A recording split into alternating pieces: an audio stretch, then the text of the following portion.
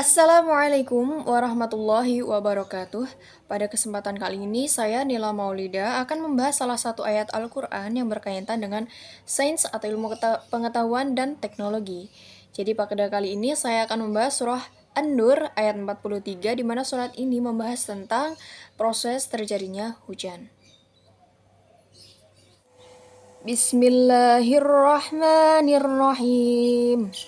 Alam tara anna Allah yuzji sahaban thumma yu'allifu bainahu thumma yaj'aluhu rukaman fataral wadqa yakhruju min khilalihi wa yunazzilu minas samaa'i min jibalin fiha min baradin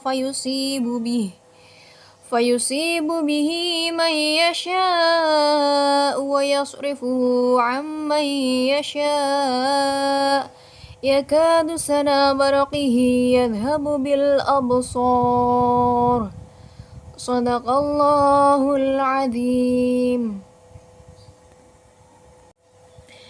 Terjemah perkata surah An-Nur, yakni alam tidakkah, taro kamu mengetahui, anna bahwasanya atau sesungguhnya, Allah yuzji mengarak atau menghalau, sahaban awan, summa kemudian yu'allifu dia mengumpulkan, bainahu diantaranya, summa kemudian yaj'aluhu dia Allah menjadikannya, rukaman bertindih-tindih atau bergumpal, fataro maka kamu akan melihat, al-wadqa hujan, yakhruju keluar, min dari khilalihi celah-celahnya atau celah-celah awan itu, wa yunazzilu dan dia menurunkan, min dari, as-samai langit, min dari, jibalin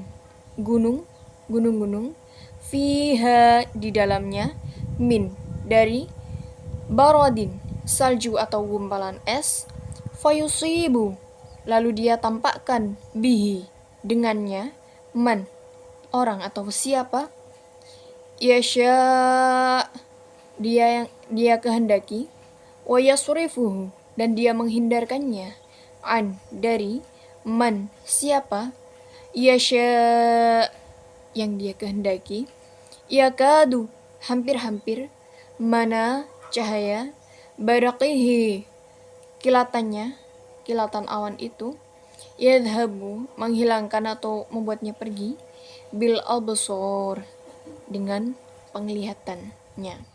Terjemah secara hurriyahnya adalah, tidakkah kamu melihat bahwa Allah mengarak awan kemudian mengumpulkan antara bagian-bagiannya, kemudian menjadikannya bertindih-tindih, maka terlihatlah olehmu hujan keluar dari celah-celah awan itu. Dan Allah juga menurunkan butiran-butiran es dari langit, yaitu dari gumpalan-gumpalan awan tadi yang seperti gunung-gunung, maka ditimpakannya butiran-butiran es itu kepada siapa yang dia kehendaki, dan dipalingkannya atau dihindarkannya kepada siapapun yang dia kehendaki. Kilauan kilat awan itu hampir-hampir menghilangkan penglihatan.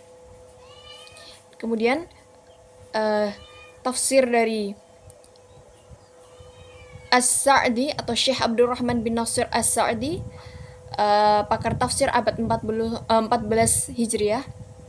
Maksudnya dari ayat tersebut adalah, apakah kamu tidak menyaksikan dengan penglihatanmu akan keagungan kemampuan Allah?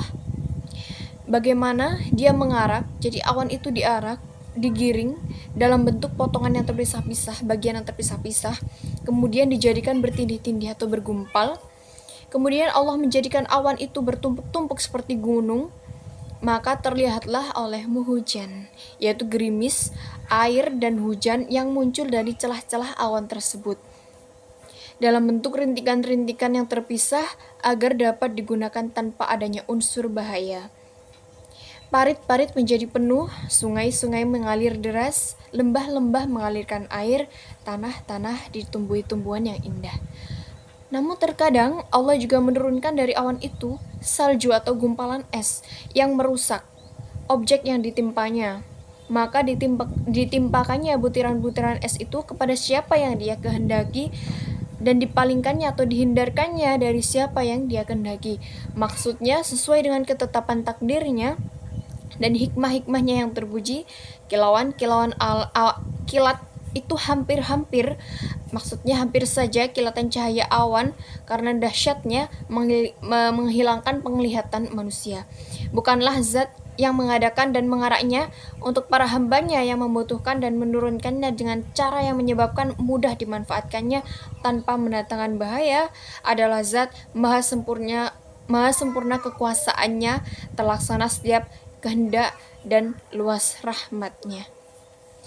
Demikian adalah surah An-Nur ayat 43 yang menjelaskan tentang bagaimana terjadinya hujan, awan itu diarak, digumpal, kemudian turun sebagai rintikan-rintikan air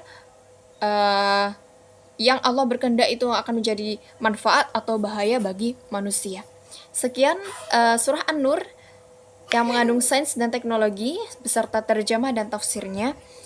Kurang lebihnya dari saya mohon maaf yang sebesar-besarnya. Wallahul muwaffiq ila aqwamit thoriq. Wassalamualaikum warahmatullahi wabarakatuh.